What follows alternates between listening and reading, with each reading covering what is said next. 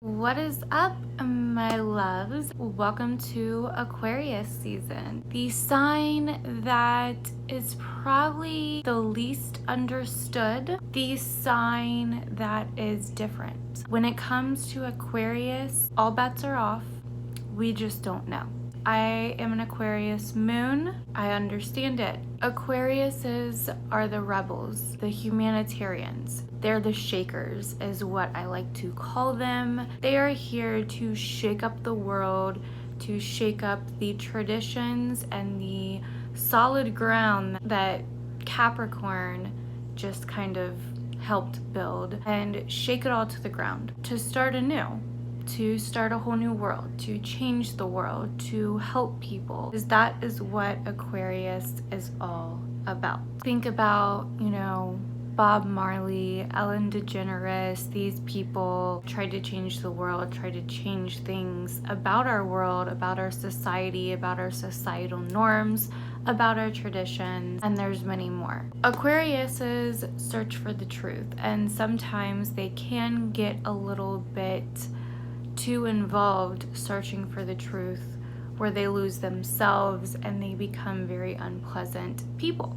Aquarians are innovative. They are ruled by the planet of electricity, Uranus, which also shakes things up, which is also sudden shocking events happening that change our lives forever. They stand up for what they believe in. They are unique. They are just innovative, and they are rebels overall. What is this Aquarian season going to be like for us, and how can we get by this season for us that aren't sun or rising Aquarians? Well, I'm kind of going to explain you in my opinion and in my boyfriend's opinion. I think that this month is awakening the sleeping beauty that also is that dark goddess in all of us. So if you haven't noticed, there's a lot of female empowerment type of stuff coming out right now. They are rising. Women are rising. They are standing up for each other. They are standing up for themselves more and more and more. And I believe this month is the start of it, because like I said in Capricorn season's video, this whole year is going to be about changing the old traditions and the old societal norms. It's going to have a lot to do with sex. Things to do with sex are going to be more open. People are going to be able to talk about sex and their desires more freely. It is the month to be your authentic, weird self, no matter what that is. That is what Aquarius season gives us. So February 3rd, Venus moves into Capricorn. Now Capricorn is generally a female sign. Venus is a female planet. Venus is about love, money, and Capricorn is about power, status, tradition, etc. Female power. And the first week of Aquarius season here, Venus, as the Leo king puts it, is pretty much getting the gangbang of her life. She's making aspects over to Mars. She's going to be right on top of Jupiter. There's going to be a lot of sexual energy in the air. We have a lot of things going on with the dark moon Lilith and Kali. So this awakening is happening for a lot of us women out here. Our souls are being awakened. And I think it really has kind of started with this last full moon that we had, the eclipse in Leo. If you've been trying to shove down your feelings, if you've been trying to shove down that energy in you, it will come out. All these Venus aspects are going to be squaring the moon that will be in Virgo, and Virgo is known as the Virgin. A lot of sexual energy. Lilith is coming into Aquarius, and freak time. We have things going on with Vesta, who is also an asteroid and who was once a sexual goddess. So this month is going to start the beginning of shaking up the sexual tradition. There's going to be all kinds of tradition that gets uprooted and shaken up, but this month is the start of waking up and shaking up that sexual tradition and really bringing out the dark goddess in a lot of us. You may feel more idealistic, especially air signs, because Aquarius is a fellow air sign. More idealistic, more innovative, quick shifts in thinking, some out of the box kind of thinking. The new moon in Aquarius is going to bring healing and love matters, but we will talk more about what the new moon means for each individual sign and the tarot readings for each individual sign. There may be some harsh truths coming out or that you cannot run from or hide from with yourself or with others. I wouldn't hide from them. Us air signs will be able to go about this a lot smoother than the rest of the signs probably will. Pisces kind of knows its birthday is coming up. This season is crazy. It's been waiting for its birthday all year.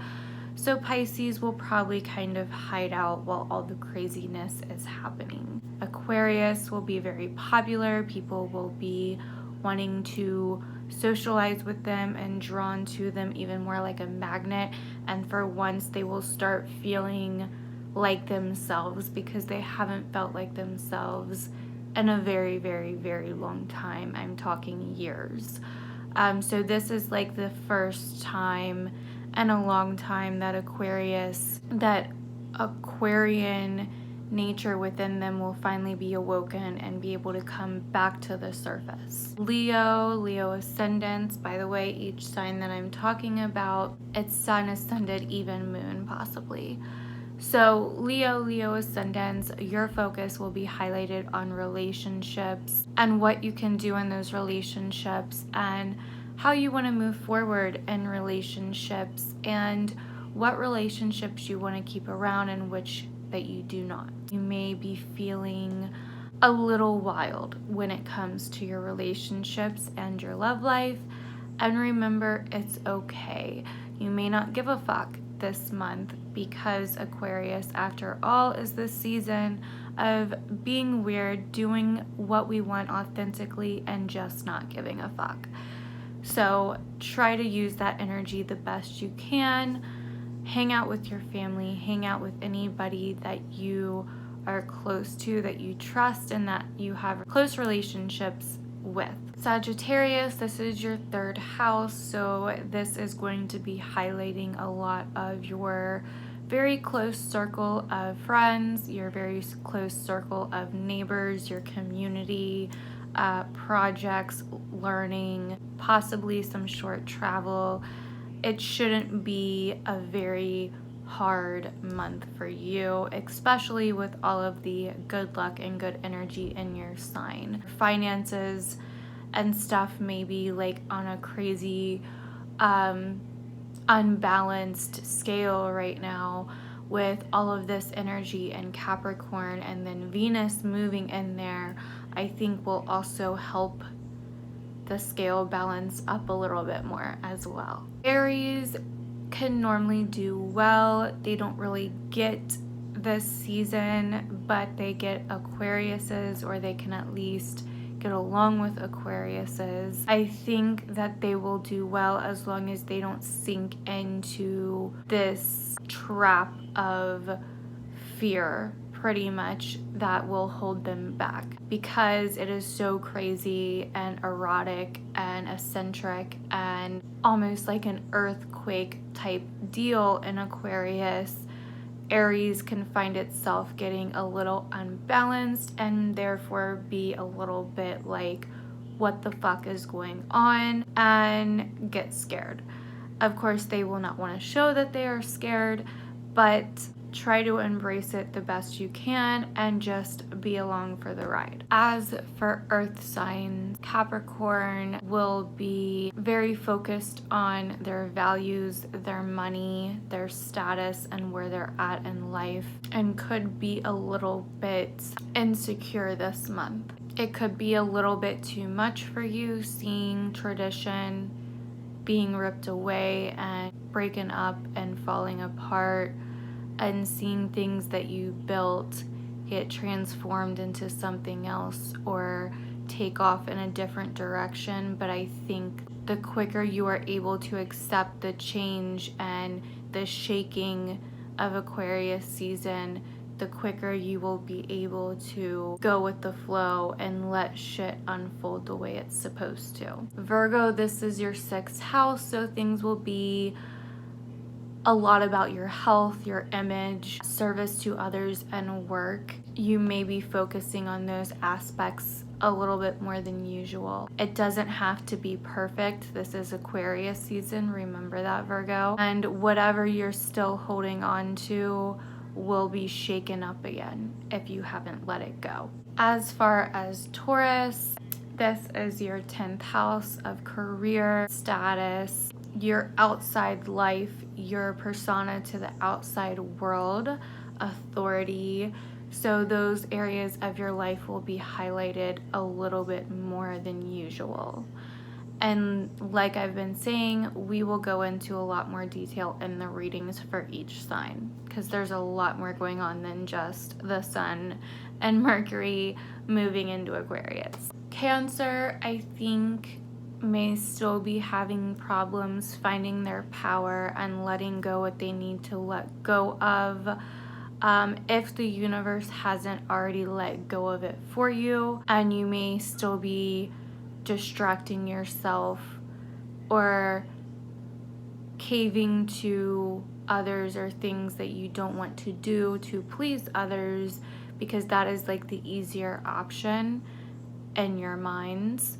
This is your 8th house, so this is going to bring a lot of attention towards sex, towards intense relationships, your finances, partnerships, etc. Scorpio, this is your 4th house, so this is going to bring a lot of attention to your family, your home life, where you truly feel comfortable deep down, and possibly shaking some of that up to help you look at things that you may need to look at. And Pisces, this is your 12th house. Like I said, you'll probably want to go and run and hide somewhere just because it's so close to your birthday month and you can't take all of the feeling and all of the craziness anymore at this point. Towards the middle of the month, Mercury enters Pisces and our minds will be feeling a little bit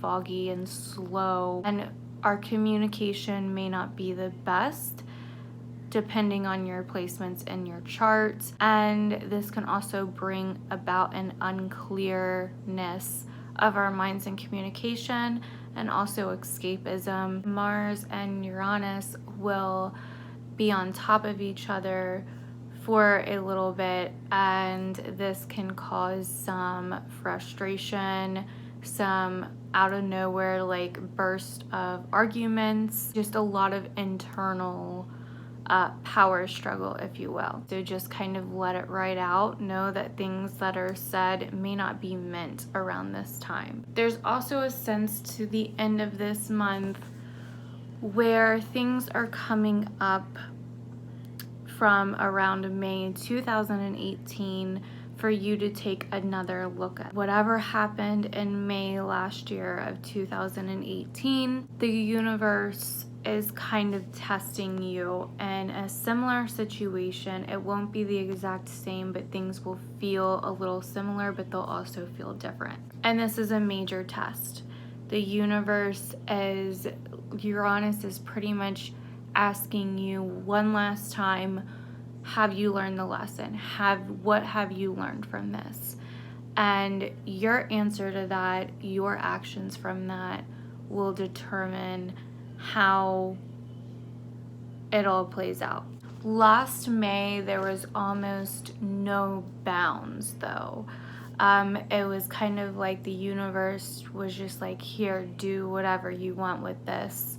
No matter how crazy it was, no matter how dark it was, no matter how deep it was. But this year, when that test comes around, there will be almost like referees, almost like bounds, like a fence, like guarding you. And if you choose to step outside that fence again, you may get yanked back, or things may happen from you not learning the lesson. Towards the middle of the month, we're going to see the most rebelling.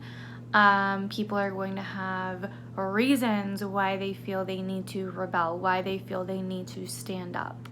Venus is going to be on top of Saturn, which is going to cause some major decisions and major, like a major look at your love life, at what you love, a major responsibility to do with love. The last time that this happened was actually Christmas Day 2017, so if you want to think back to then. So that is pretty much Aquarius season. That is your all signs video for February 2019. Let me know if you guys are feeling some of these aspects down below already.